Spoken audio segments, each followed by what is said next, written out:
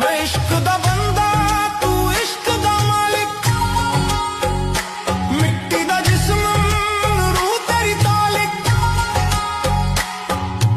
जल जाऊं मैं तेरे जिक्र दिलों फना हो जाऊं, बस तू ही तू